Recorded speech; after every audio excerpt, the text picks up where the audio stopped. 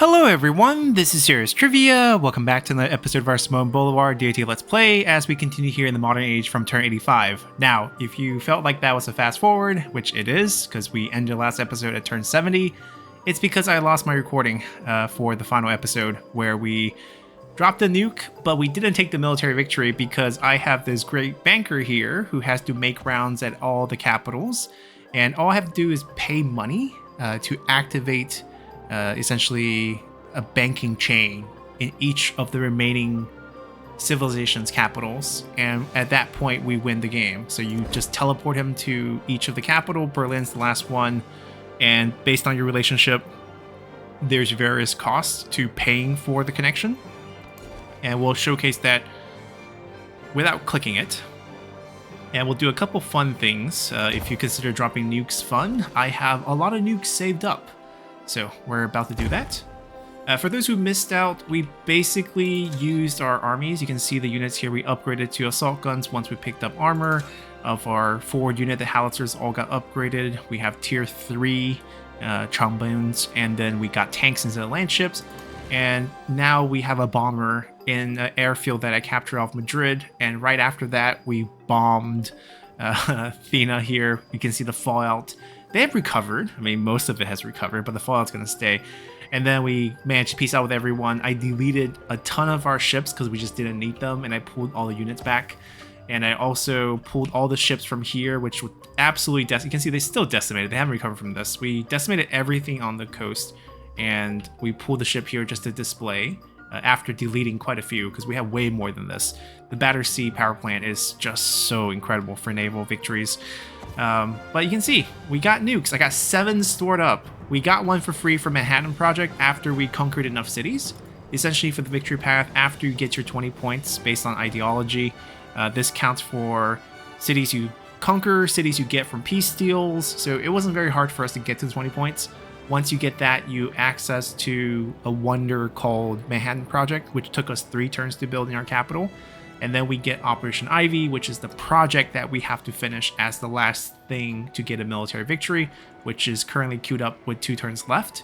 But during that whole process, we hit over our 500 points of railroad points just by connecting resources, factory resources in cities or settlements with the rail. And once we got that, we get our Great Banker, which is just a civilian unit that can teleport to every capital. And in the factions who hated us, we had to pay like 4,500 for each of the connections.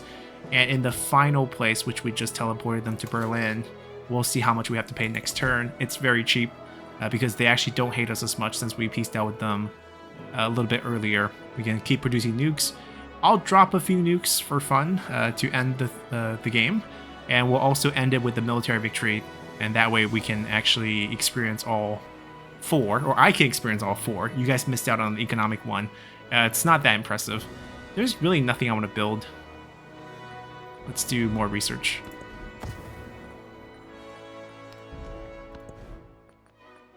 I don't know how many nukes they'll let me drop, so I'm gonna go ahead and buy myself another bomber in case it's per bomber. It could be per aerodrome. In that case, then we can only drop 1.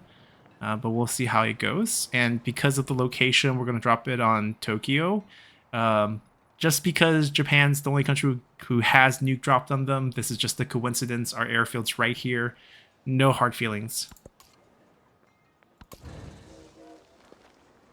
You can upgrade. We're not going to spend the money on the last one, so the last Great Bank connection. Got a flood. Yeah, the icon being removed after they built 3 bridges. Oh my god, the AI cities drive me nuts.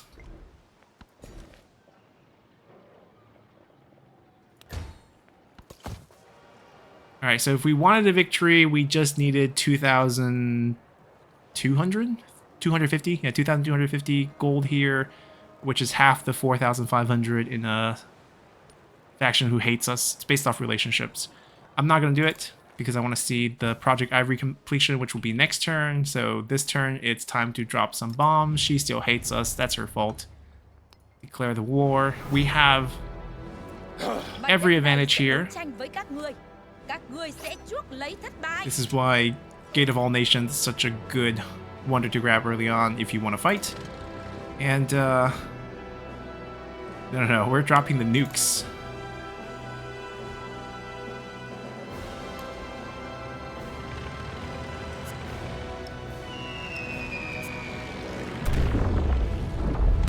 And Tokyo is just gone just like that. It hits every square 1 radius away from the location you drop it. Fortifications all destroyed, units pretty much all destroyed, and then fallout afterwards. Can we do another run? We can. So, yeah, let's bomb another place. Get a close view of it.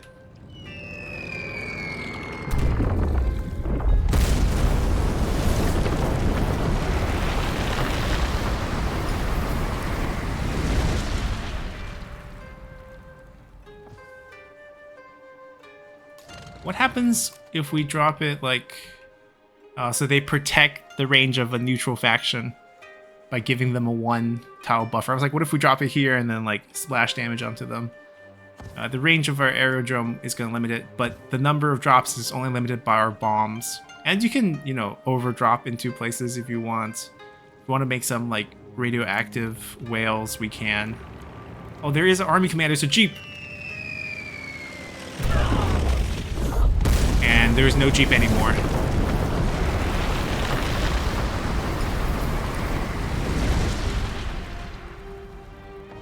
Alright, let's see. 2 arms.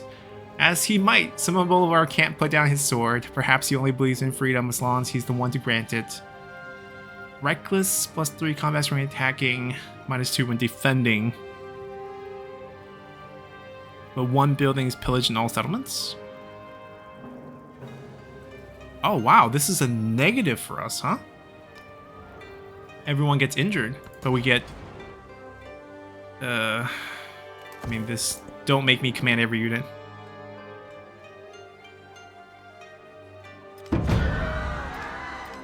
We get attacked somewhere, it's fine. Oh, do you have a city near me? This might be the worst decision Jose made. Project Ivy is up. Oh, we don't get to play anymore. Right. This automatically ends the game.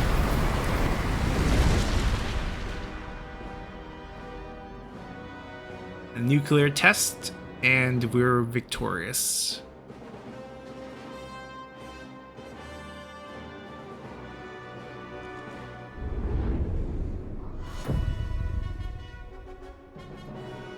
Well, that was a fun deity campaign.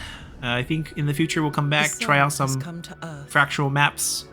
Uncountable hopes, dreams, lives, all vanished in a blinding light. Now generally, I don't really like playing on deity in Civ games because the AI is bad in all difficulty levels and they just pump so much extra resources into the AI at the higher difficulties, which in turn shuts you out for the age length in my opinion. Because in Antiquity, which turned out to be like almost the shortest age, like this is 87 turns here in Modern, which is actually pretty long because usually you're super ahead and you're super efficient, so you can finish Modern a lot quicker.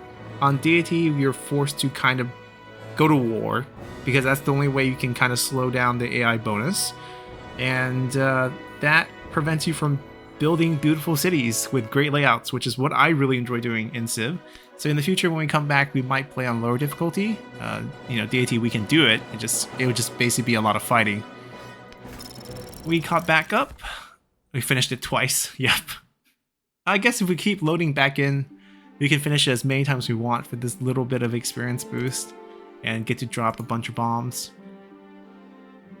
But 350 experience for that first full playthrough, which unlocks quite a few different momentums. 1 more turn should come on the next update, I believe they said, which doesn't have a date yet.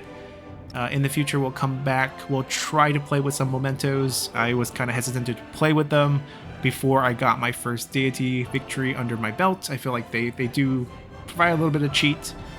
There's variety, and you can definitely get replayability from different combinations, so they're there for a reason.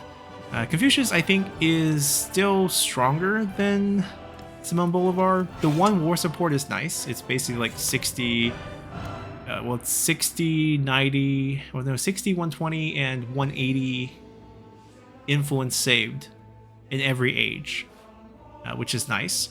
Being able to purchase and build during unrest is actually probably the most powerful aspect for Simone Bolivar, in my opinion.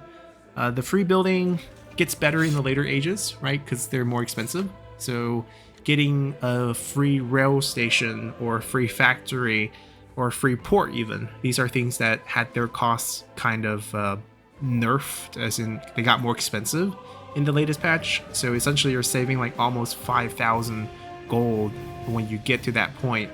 You do have to make, if you want a factory, well, factory and rail stations don't require a city, so when you capture them in their towns you can still get them for free, which is just super nice. And then you can also repair during the process, which is like his key thing. But with Confucius, which we played, growth rate's always good, just to get population up quicker. You get your settlers quicker.